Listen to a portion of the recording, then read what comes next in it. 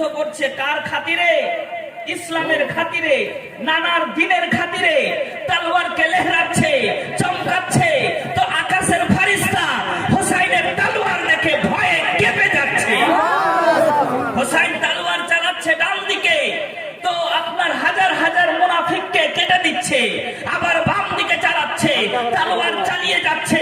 হযরতে হোসাইন আপনার তলোয়ার চালাতে চালাতে যখন ক্লান্ত হয়ে গেছে, নবী জামান বেআইব নবী বেমিসাল নবী বলছে, হোসাইন যুদ্ধ চালিয়ে যাও, হোসাইন যুদ্ধ চালিয়ে যাও, কারণ তোমার হাতে আজকে ইসলামের জয় আছে। বলুন সুবহানাল্লাহ। সুবহানাল্লাহ। তারই বংশধর আজকে এখানে জালওয়ায়ে আফরোজ করছেন, বসে আছেন, উনার দর্শন করছি, আমরা মহব্বতে আছি।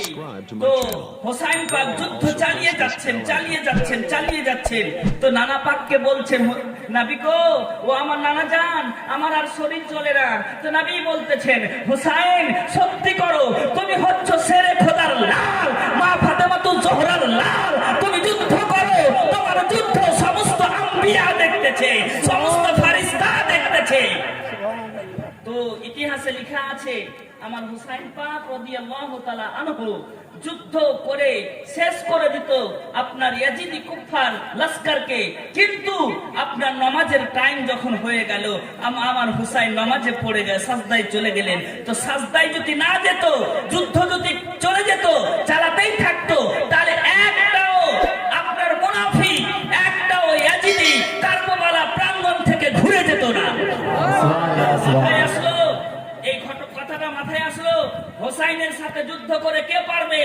আলে রাসূলরা তাক আপনার পারোয়া করে না, আপনার ধন মালের, আপনার পারোয়া করে না কোনো কিছুর, শুধু দেখতে চায় কতটা মহব্বত আপনাদের দিলে আছে, এটাই তো দেখতে চাই।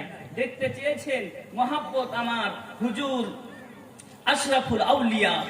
আহারে, আজকে আরাম করছেন পবিত্র কেশোছা মুকাদ্দাসাতে, আরাম করছেন।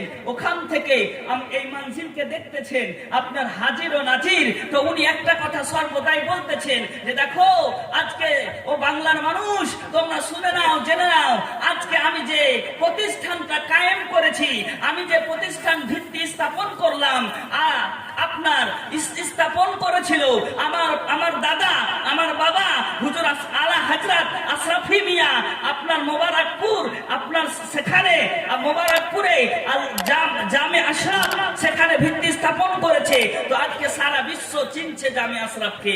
কিন্তু আমার আশরাফুল আউলিয়া যখন ভিত্তি স্থাপন করেন, সেই সময় একটা কথা বলেছিল যে আমি আজকে স্থাপন করলাম এই জায়গাতে, তো আজকে বাংলার মানুষ দেখতে থাকবে মিশন কত দূর অবধি পৌঁছিবে। তো তোমরা একটা খেয়াল রাখো, তোমরা মিশনকে দেখতে থাকো, আমি তোমাদেরকে ভালোবাসবো, আমি তোমাদেরকে দেখবো। তোমরা মিশনকে ভালোবাসো, তোমরা মিশনের প্রতি মহব্বত রাখো। আমি কাল কিয়ামতের মাঠে ওয়াদা করছি, আমি ওয়াদা করছি, হুজুর আশরাফুল আউলিয়া বলছে, আমি ওয়াদা করছি যে আমি তোমাদের দায়িত্ব ভার নিয়ে নিব। বলুন সুবহানাল্লাহ। মিসকাত শরীফ বাবুল ফাদাইলুন নবুওয়াতে লেখা আছে, কাল কিয়ামতের মাঠে আপনার শাফাআত করবেন আলে রাসূলগণ। বলুন সুবহানাল্লাহ। আলে রাসূলের হাতে আপনার জান্নাতের চাবি থাকবে, নবী পাক দান করে দিবেন, নবী পাক দান করে দিবেন। তাই তো বেরাদার, আপনার হোসাইনি খানদান, আলীর খানদান মজুদ আছে। মহব্বতে আপনারা জোর করে বলেন তো ইয়া রাসূলুল্লাহ, জোর করে বলেন ইয়া হায়দারি। আমি দেখতে চাই মিশনকে কতটা ভালোবাসেন। হুজুর আমাকে শর্ট টাইম বলতে বললেন, কারণ উনি আবার চলে যাবেন অনেক দূরে। তো আজিজানে কেরামি, আমি মিশনের উদ্দেশ্যে আপনাদেরকে বলতে চাই যে হুজুর যে কাজটা করছে, তাজুল আউলিয়া যে কাজটা করছেন, উনি কোথা থেকে এসে, সুদূর কেশোছা শরীফ থেকে এসে আমাদের এখানে কাজগুলো করছে। এখানে কাজ করার উদ্দেশ্য কি? যেখানে আছেন আলাউল হক পান্ডবী রাদিয়াল্লাহু তাআলা আনহু, আছেন আইনায়ে হিন্দ। তো আপনার মাদ্রাসা কায়েম করছে পীরের মাজারের পাশে। কারণ মানুষ, আপনি একদিন দান দিতে দিতে হটে যেতে পারেন, কিন্তু পীর কখনো ছেড়ে যাবে না, পীর কখনো আপনার ভুলে যাবে না। তার জন্য হুজুর আমার পীর মুর্শিদ তাজুল আউলিয়া আপনার